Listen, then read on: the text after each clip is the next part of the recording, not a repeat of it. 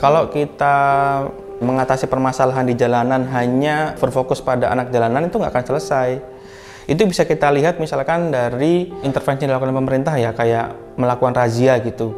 Ya mau sampai kapan razia? Karena perspektif ngelihat anaknya sudah tidak tepat gitu. Jadi mereka ngelihat anak itu yang bermasalah, bukan situasinya.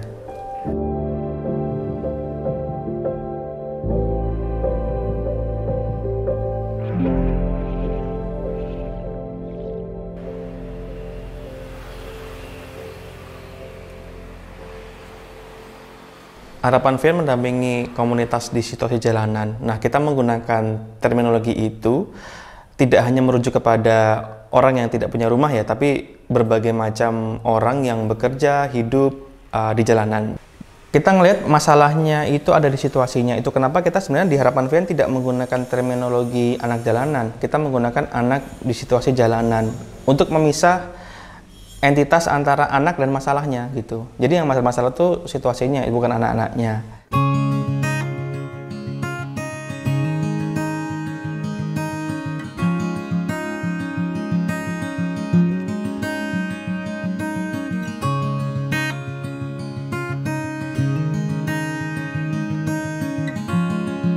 Yang utama ya, itu ada pendampingan identitas. Kegiatannya cukup fleksibel ya, karena tergantung kasus seperti apa. Nah, entah itu kita ada pendampingan ke Dukcapil, ada pendampingan ke polisi misalkan. Tapi juga kita ada kegiatan untuk menyasar kebijakan publik. Lalu juga yang tidak kalah penting adalah di isu kesehatan. Jadi kita mendampingi teman-teman di isu kesehatan reproduksi, tetapi juga kesehatan umum.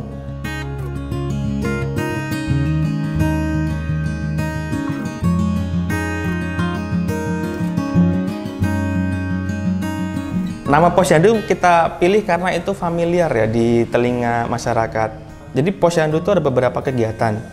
Yang pertama adalah pemeriksaan kesehatan setiap sebulan sekali. Nah, di pemeriksaan kesehatan itu ada pengukuran dan pencatatan pertumbuh kembang anak, atau juga ada monitoring ibu hamil. Kegiatan yang lain di dalam Posyandu adalah pendampingan teman-teman ke layanan kesehatan publik, yaitu Puskesmas. Jadi karena mereka ada hambatan, jadi kita perlu ada pendampingan ke sana supaya mereka dapat layanan kesehatan.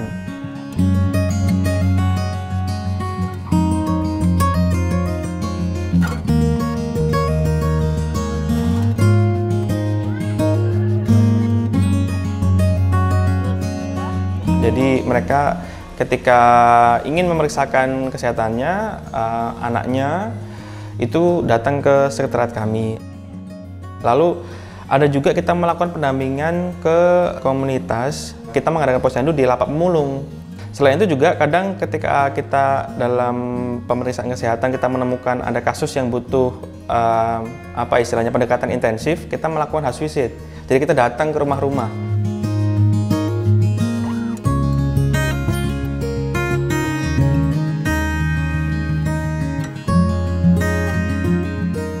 Kayak surat-surat kayak gitu agak susah kalau misalnya yang tidak punya identitas untuk mengajukan ke Demsosnya juga agak sedikit susah, untuk RT RW-nya juga sedikit susah karena notabene kan kita tinggalnya di jalan seperti ini, jadinya agak-agak susah sebelum ada Harapan Vian. Kayak misalnya ada pengobatan gratis, terus kayak ada Posyandu juga kayak setiap minggunya atau mungkin setiap bulan.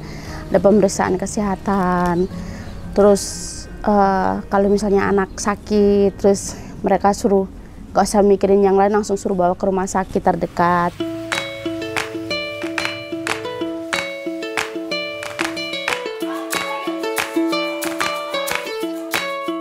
Kalau anak-anak sendiri tuh nyebutnya ini base camp ya, bukan sekretariat.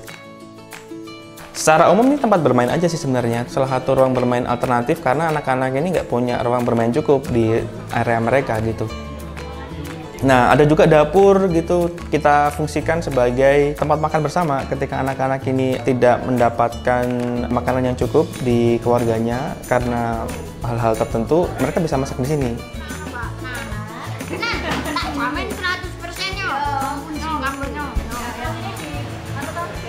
Kita namanya memasak, itu bahasa kita ke anak-anak, tetapi ada tujuan lain, yaitu kita ingin meningkatkan pemahaman mereka mengenai perilaku hidup bersih dan sehat. Juga akan ada sedikit edukasi mengenai nutrisi.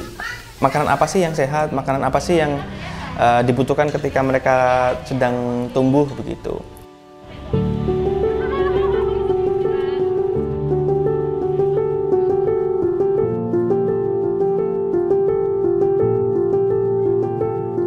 Jadi ketika aku sudah tidak kuliah lagi, sudah bekerja ya waktu itu, ngelihat ternyata kok teman-temanku masih punya masalah yang gitu-gitu aja. Dan aku lihat ternyata kok nggak ada ya organisasi yang melakukan pendampingan terhadap mereka, khususnya di isu identitas, kesehatan, kok nggak ada gitu. Aku kan jadi bertanya-tanya ya, apakah nggak ada orang yang mikir seperti aku gitu.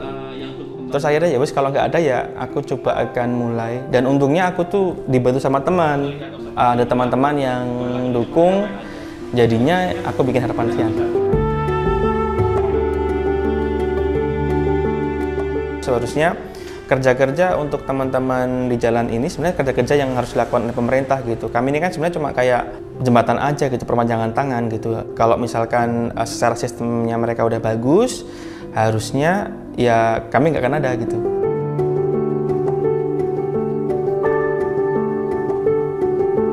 Kalau kita lihat satu konsep yang sekarang ini dikembangkan oleh Puskesmas, tapi juga sebenarnya oleh fasilitas kesehatan publik lainnya, itu ada satu sistem namanya Universal Health Coverage.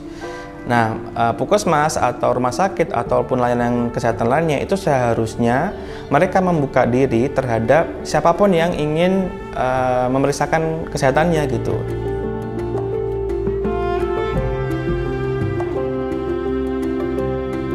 Ya, harapannya pertama teman-teman di jalanan itu bisa mendapatkan identitas. Itu yang pertama, karena saat ini memang prosesnya cukup sulit ya, cukup sulit. Padahal secara undang-undang itu kalau dilihat mudah, gampang. Terus yang kedua, harapannya semoga teman-teman di jalan itu juga mudah untuk mengakses layanan kesehatan. Walaupun memang tentu akan ada banyak hal yang dilakukan oleh Puskesmas ya, tapi aku pikir mereka bisa kok gitu memberikan layanan kesehatan yang inklusif. Ada beberapa Puskesmas yang cukup inklusif, jadi ketika beberapa itu bisa, kenapa yang lain tidak bisa? Jadi itu sih.